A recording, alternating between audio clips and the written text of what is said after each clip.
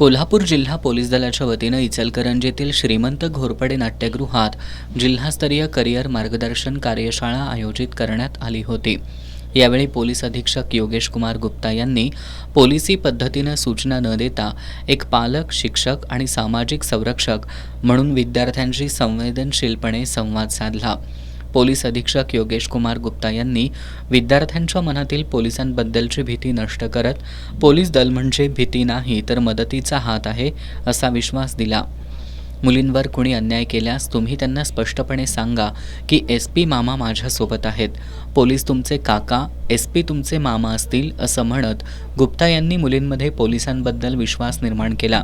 मुलींच्या सुरक्षेबाबत दामिनी पथक आणि निर्भया पथक नेहमी सजग असून कोणत्याही प्रकारचा त्रास, धमकी, छेडछाड झाल्यास मुलींनी 98 22 76 61 00 या हेल्पलाईन नंबरवर संपर्क साधावा असं आवाहन त्यांनी केलं।